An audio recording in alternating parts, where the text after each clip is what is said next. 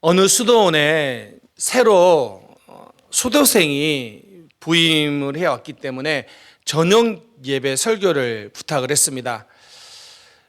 이 처음에 초년병인 이분이 열심히 설교를 준비하고 가서 이제 설교를 하려고 딱 서 있는데 그 앞에 수도원장이 딱 이렇게 있는 거예요.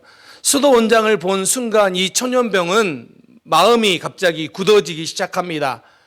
뭘 말해야 될지 아득한 그런 상황이 된 거죠. 그래서 이렇게 묻습니다. 여러분, 오늘 제가 무슨 설교 할지 압니까? 라고 묻습니다. 당연히 누가 알겠습니까? 그날 설교를. 그래서 회중들이 모릅니다 했더니 그럼 저도 모릅니다 하고 내려가는 겁니다. 회중들이 너무 당황했습니다. 그래서 다음 주에 또 시켰습니다. 그 다음 주가 돼서 다시 강단에 올라가서 묻습니다. 여러분, 제가 오늘 무슨 설교 할지 아십니까? 라고 했더니 지난주에 모른다고 해서 내려와서 이번에는 반대로 압니다라고 대답을 하겠다고 해서 모두 다 눈치껏 네, 알고 있습니다 라고 했더니 이분이 이렇게 말하는 겁니다. 알면 됐습니다 하고 내려가는 겁니다. 그래서 너무 기분이 안 좋잖아요. 또 시켰습니다. 세 번째 주에. 세 번째 주에 올라가서 여전히 또 묻습니다. 여러분, 오늘 제가 무슨 설교 할지 아십니까? 라고 했더니 이번에는 미리 짰습니다. 반절은 모릅니다. 반절은 압니다. 라고 했습니다. 그래서 반절은 모릅니다. 반절은 압니다. 이렇게 대답을 했습니다. 그랬더니 이렇게 말하는 겁니다. 좋습니다. 그러면 안 사람들이 모르는 사람 가르쳐 주세요 하고 내려가는 겁니다.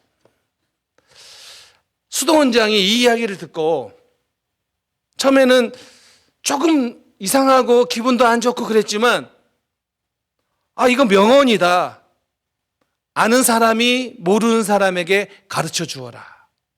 그래서 수도원 입구에 간판으로 만들었습니다. 아는 사람이 모르는 사람을 가르쳐 주어라. 여러분, 질문하고 싶습니다. 여러분, 오늘 제가 무슨 설교하는지 아십니까? 걱정하지 마십시오. 저는 그냥 내려가진 않습니다. 저는 오늘 성경이 우리에게 무엇을 가르쳐 주는지를 여러분에게 나누고 싶습니다. 인생을 살아가는 우리에게, 특별히 12월을 맞이하고 있는 우리에게 어떻게 살아야 되는지 성경이 가르쳐준 그것을 여러분에게 나누고 싶습니다. 여러분, 오늘 우리는 12월을 맞이했습니다. 12월 1일이죠. 한 해를 돌아보면 시간이 참 빨리 지나간 것 같습니다. 그런데 한 해만 그런 것이 아니라 우리의 인생을 돌아봐도 시간이 참 빨리 지나가고 있다라는 생각은 우리 모두가 하고 있는 생각일 것입니다. 그래서 우리는 한 해를 돌아보면서 우리의 삶을 후회하지 않기 위해, 우리의 삶에 정말 잘못 살았다라는 후회하지 않기 위해서 우리는 그 해 한 해 한 해를 돌아보며 결산을 해야 됩니다. 오늘 또 2024년을 돌아보면서 중간 결산을 하듯이 우리는 결산을 해야 됩니다. 그런데 중요한 게 있습니다. 결산을 할 때 어떤 기준을 가지고 결산을 하느냐, 이건 정말 중요한 겁니다. 어떤 관점으로 우리의 삶을 돌아보며 결산을 하느냐, 이건 정말 중요한 이슈입니다. 오늘 본문을 보면 고린도 교회의 배경이죠. 우리가 알고 있듯이 고린도 교회는 은혜를 많이 경험한 교회입니다. 그래서 성령의 은사들이 많이 나타난 교회가 고린도 교회예요. 은혜를 많이 경험했는데 그렇다면 열매를 많이 맺어야 되는 것이 당연한 것처럼 보이는데 안타깝게도 고린도 교회는 불화와 분열로 인하여 열매는커녕 하나님의 일이 전진되지 못하는 그런 상황 속에 있었습니다. 그래서 사도 바울이 고린도 교인들에게 지금까지 살아온 삶을 결산하면서 어떻게 살아가고 있는지, 어떤 기준으로, 어떤 관점으로 그들이 살아가고 있는지 결산할 수 있도록, 중간 점검할 수 있도록 오늘 편지를 쓰고 있는 것입니다. 한 해를 마무리해가는 이 시점에서 오늘 우리도 결산을 해야 되는데 어떻게 결산해야 되는지 오늘 말씀을 통하여 여러분 삶의 한 해의 중간 결산이, 인생의 중간 결산, 한 해의 결산이 바로 되고 또 여러분의 바라옵기는 여러분의 삶이 하나님이 기뻐하신 삶으로 나아갈 수 있기를 바랍니다. 자, 첫 번째는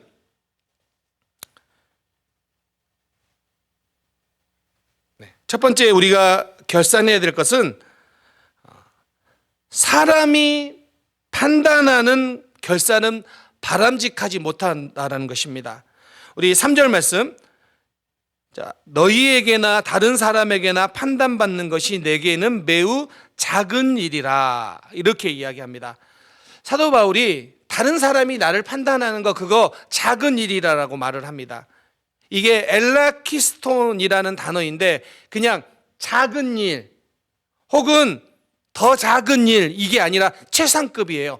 가장 작은 일, 다른 사람들이 나를 판단하는 것, 나를 보는 것, 그것은 나에게 있어서는요 정말로 작은 일에 불과하다라는 말입니다. 자, 이 말은 바울이 나는 다른 사람의 말을 듣지 않겠다라는 뜻이 아니에요. 다른 사람들의 우리는 충고를 들어야 됩니다. 그 충고를 듣고 우리의 삶이 바뀐다면 그건 유익한 일입니다. 자, 그런데 여기서 말하는 것은 그런 의미가 아니라, 자, 잠언 11장 14절에서도 이렇게 말합니다. 함께 읽겠습니다. 시작. 지략이 없으면 백성이 망하여도 지략이 많으면 평안을 누리니라. 자, 잠언서에 지략, 모사라는 단어가 많이 나옵니다. 그런데 우리가 모사 그러면 좀 부정적인 생각을 할 수 있어요. 어떤 일을 꾸미는 것처럼 보이는데, 그런데 이게 성경에서 뭐라고 하냐면 모사가 많으면 지혜로운 사람이다. 영어 성경에서도 이 모사를 카운셀러라고 말합니다. 우리 인생에 있어서 상담자, 우리를 상담해 주는 사람이, 상담사가 많으면 지혜로운 사람이라고 말을 하는 겁니다. 그러면 다른 사람의 이야기를 듣지 말라라는 뜻이 아니에요. 우리는 다른 사람들의 충고, 우리를 향한 사랑에서 나오는 권면들은 우리가 들어야 됩니다. 분명히 그것은 우리에게 유익함이 있습니다. 그런데 오늘 여기에서 말하는 것은 무엇이냐면, 우리가 우리의 삶을 결산할 때, 우리의 삶을 바라보며 판단할 때 다른 사람의 시각은 참고사항일 뿐이지 최종적인 우리의 판단 요소가 될 수 없다라는 것입니다. 다른 사람이 우리를 판단하는 그 판단으로 우리의 삶을 평가할 수 없다라는 것입니다. 즉 무슨 이야기냐면, 하나님의 일꾼들은 다른 사람들의 판단을 크게 여기지 않는다는 거예요. 분명히 그들의 충고가 우리에게 도움은 될 수 있지만 그것이 우리의 삶을 판단하는 절대적 기준이 될 수 없다라는 거예요. 그래서 바울이 다른 사람의 관점에서 자기를 판단하지 않겠다, 이렇게 평가를 하고 있습니다. 또 한 가지 평가는 뭐라고 이야기하냐면 3절 후반부에 자기 자신의 관점에서도 자기를 판단하지 않겠다라는 것입니다. 3절, 나도 나를 판단치 아니하노니. 이것은 사도 바울이 자기 성찰을 거부했다는 뜻이 아니에요. 나만의 관점에서 보는 판단을 하지 않겠다라는 거예요. 왜냐하면 그것이 적합하지 않기 때문입니다. 인간은 자기 자신을 판단할 때 그 판단이 완전하지는 못해요. 왜냐하면 우리는 자기 중심적인 사람이에요. 그래서 나에 대해서 판단할 때는요, 관대한 경우가 많아요. 그런 이야기 있잖아요. 교회에서 목사님이 자기의 장애, 그러니까 나르시시즘이라고 해서 너무 자기를 높게 평가하는 그런 경향들이 많아서 어느 날 교회에서 우리는 우리에 대해서 너무 높게 평가합니다. 자기에 대해서 너무 좋은 점을 많이 생각합니다라고 이야기했더니 예배가 끝나고 어떤 한 성도가 찾아와서 이렇게 말합니다. 목사님, 제가 그런 사람인가 봐요. 저는요, 거울을 볼 때마다요, 제가 너무 아름답고요, 너무너무 예뻐요. 그때 목사님이 이렇게 말하잖아요. 자매님, 착각입니다. 그것은 사실이 아니라 착각입니다. 우리는요, 거울을 보면서 자기 자신에 대해서 과대평가하는 경우가 많다라는 겁니다. 그런데 바울이 오늘 여기서 뭐라고 이야기하냐면, 자, 4절을 보면 이렇게 말합니다. 함께 읽겠습니다. 내가 4절 시작.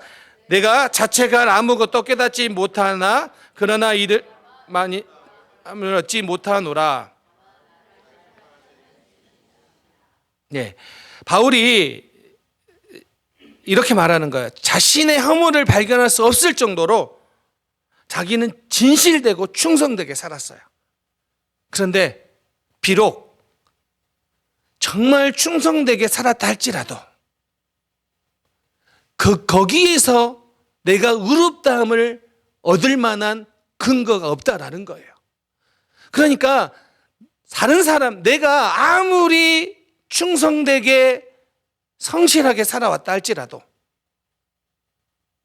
그래서 흠이 보이지 않을 정도라 할지라도, 아무리 그렇다 할지라도 거기에서 나를 의롭게 할 만한 요소는 찾을 수 없다라는 거예요.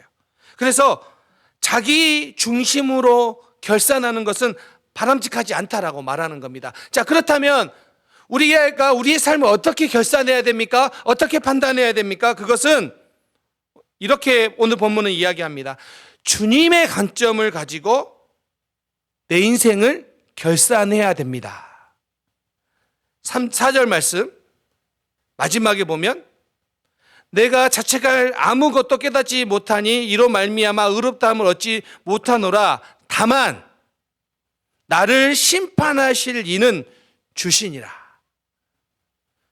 누가 나를 판단한다고요? 주님께서. 그러면 바울이 이렇게 말하는 거예요.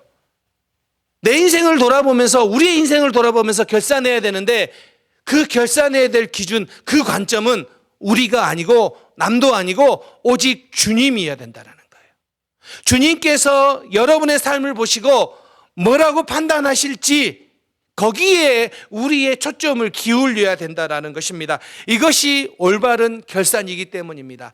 마지막 때에 주님이 하시는 판단이 우리의 결산의 기준이 되어야 됩니다. 그러면서 5절에 이렇게 말합니다. 함께 읽겠습니다. 시작. 그러므로 이르기 전 곧 주께서 오시기까지 아무것도 판단치 말라. 그가 어둠에 갇힌 것들을 드러내고 마음의 뜻을 나타내시리니 그때 각 사람에게 하나님께로부터 칭찬이 있으리라.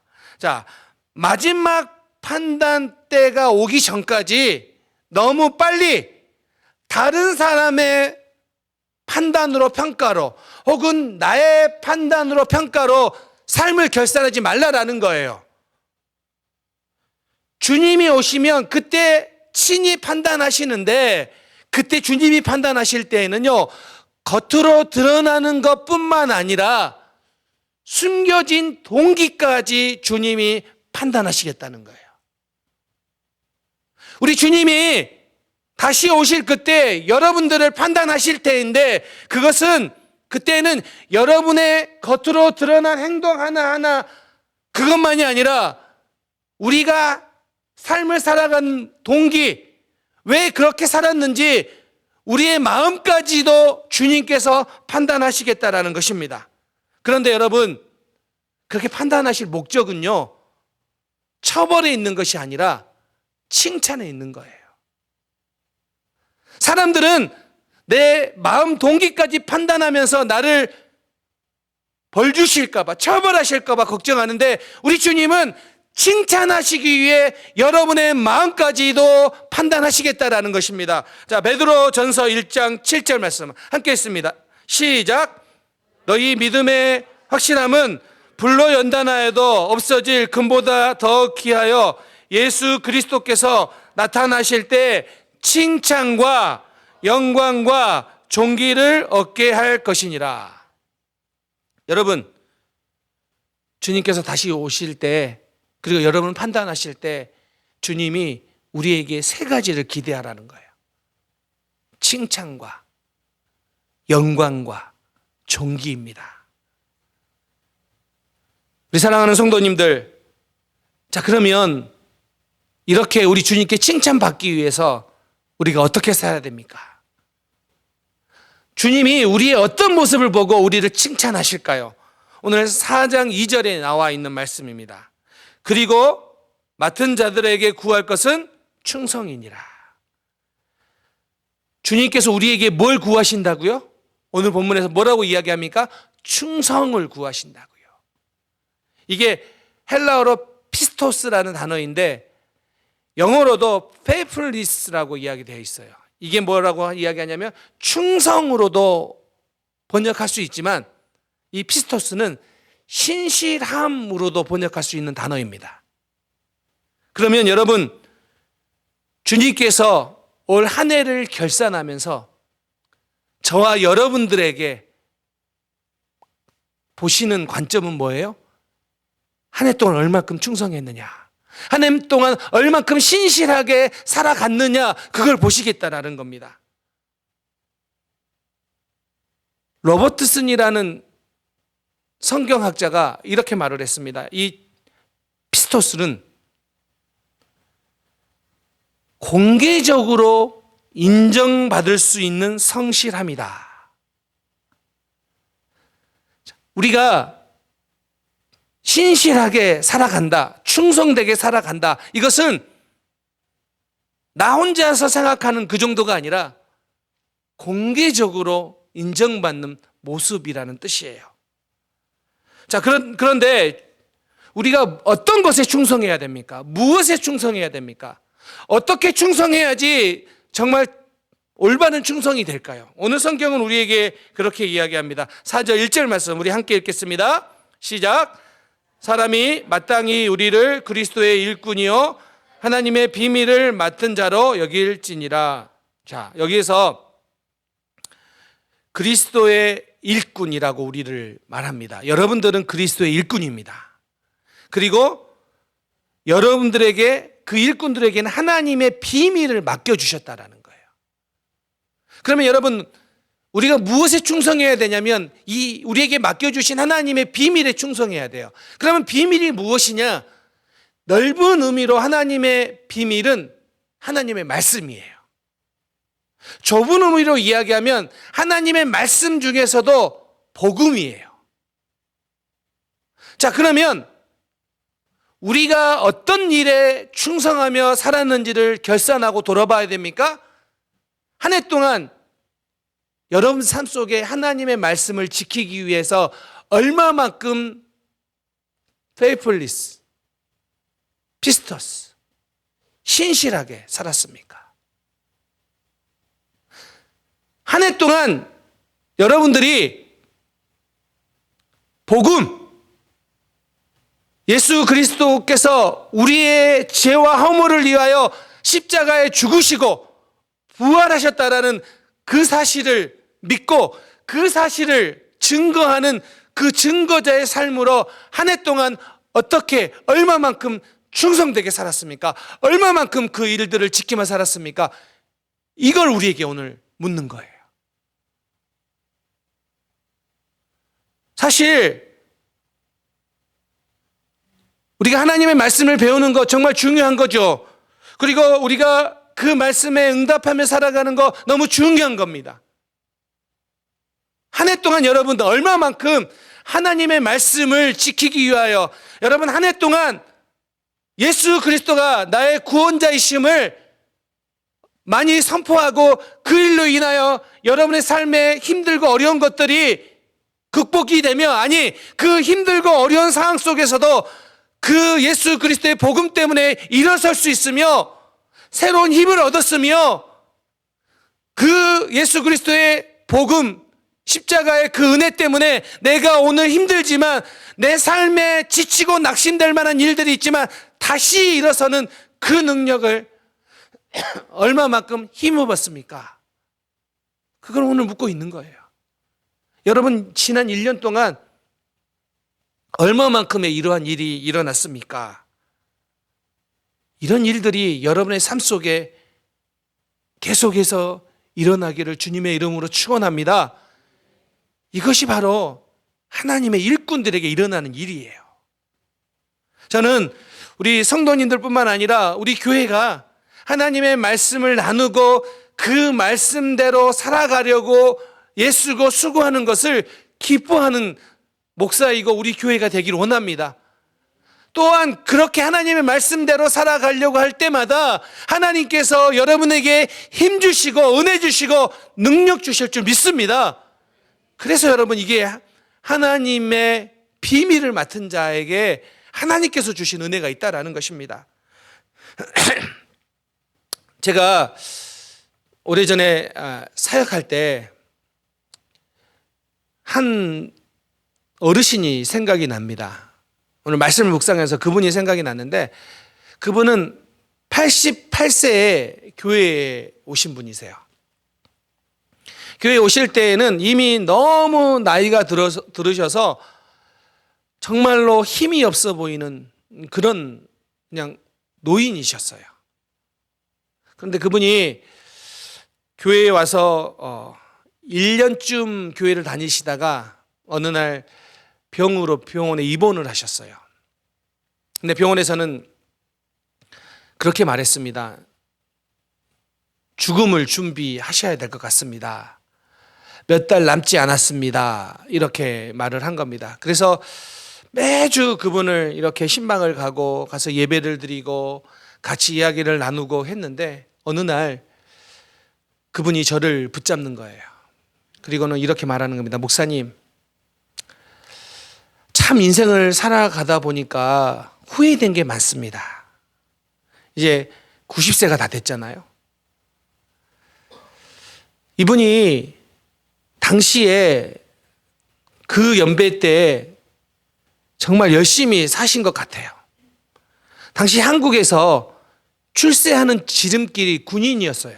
그래서 그분은 군대에 들어가서 대령까지 달고 별을 달려다가 그만 별은 달지 못하고 제대했던 군인이었어요. 그래서 어느 정도 군인으로서의 명예도 지켰고 세상 사람들이 알아줄 만한 계급까지 올라갔었고, 뭐 나름대로 물질도 뭐 큰 부자는 아니지만 어느 정도 모아서 자기 스스로 자랑하려고 하면 자랑할 게 너무 많아요. 제가 그분의 이야기를 들으면요, 뭐 저기 6.25부터 나오고 막 이러면요, 막 이게 뭐 몇 시간짜리 인생이 너무 파란만장해요.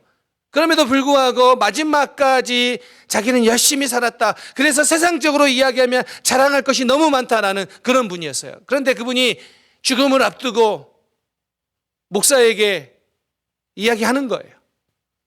인생을 이제 마감하려고 보니까 후회되는 것이 있습니다. 가족들에게 잘 못한 거 후회되고요. 그런데 가장 후회되는 것은 예수 믿지 않고 내 마음대로 산 것이 후회됩니다. 그분이 저를 붙잡고요, 한참 동안이나 그 이야기를 하는 거예요. 목사님, 제가 더 일찍 예수를 믿었어야 되는데 그러지 못하고 내 마음대로 살다가 늙음하기 죽기 전에야 이제야 비로소 예수 믿은 거, 그거 후회됩니다. 그리고 그분은 얼마 되지 않아서 하나님의 부르심을 받았고요, 제가 그분의 장례를 집례하면서 설교하면서 그분의 그 고백을 그의 자녀들과 참여한 사람들에게 나누었던 기억이 있습니다. 사랑하는 성도님들, 하나님께서 올 한 해를 돌아보면 우리에게 많은 거 맡기셨어요. 여러분에게 시간을 맡겨주셨어요. 우리 모두에게 동일한 시간을 맡겨주셨어요. 그런데 여러분, 12월 결산할 때 한번 돌아보기 원합니다. 그 시간들 여러분 어떻게 사용하셨습니까? 하나님께서 여러분들에게 달란트를 맡겨주셨어요. 근데 12월을 맞이하면서 그 달란트를 여러분들이 얼마나 성실하게 감당하면서 살아오셨습니까? 하나님은 우리 모두에게 물질을 맡겨주셨어요. 그런데 여러분, 그 맡겨준 물질을 얼만큼 잘 관리하셨습니까? 한 해를 돌아보며 우리가 결산할 때에는 다른 사람들의 관점, 세상의 관점, 내가 생각하는 관점이 아니라 주님께서 보시는 관점을 가지고 결산할 때 잘했다 칭찬받는 우리 성도님들 될 수 있기를 주님의 이름으로 축원합니다. 이제 오늘 말씀을 마무리하려고 합니다. 우리를 향하여 오늘 성경은 하나님의 일꾼이, 그리스도의 일꾼이라고 이야기했습니다. 이 일꾼이라는 단어가 헬라어로 히페르테스라는 단어입니다. 이 단어는 원래 처음 사용할 때는 배 밑에서 노젓는 사람들을 말할 때 사용하는 단어였습니다. 그러면 우리는 그리스도의 히페르테스라는 의미는 우리는 배 밑에서 정말 힘겨웠지만 그럼에도 불구하고 그 배 밑에서 주를 위해 노젓는 사람을 향하여 일꾼이라고 말하고 있습니다. 올 한 해 그리스도의 일꾼으로서 어떻게 살았는지를 한번 돌아보기를 원합니다. 이 히페르테스는 자기가 원하는 때 자기가 가고 싶은 방향대로 노젓는 사람이 아닙니다. 절대 그렇게 젓지 않습니다. 지휘관의 구호에 맞춰서 지휘관이 원하는 방향을 향하여 노젓는 사람이 히페르테스입니다. 그런데 이 히페르테스에게 또 한 가지 중요한 것이 있습니다. 지휘관이 가라는 대로 노를 젓는 것도 중요하지만 또 한 가지 정말 중요한 것은 모두가, 히페르테스 모두가 함께 노를 져야 됩니다. 이게 교회 공동체로서 우리가 주님의 일꾼으로서 오늘 이 자리에 있으며 평생을 우리가 그렇게 살아가고 있는 우리의 모습이어야 됩니다.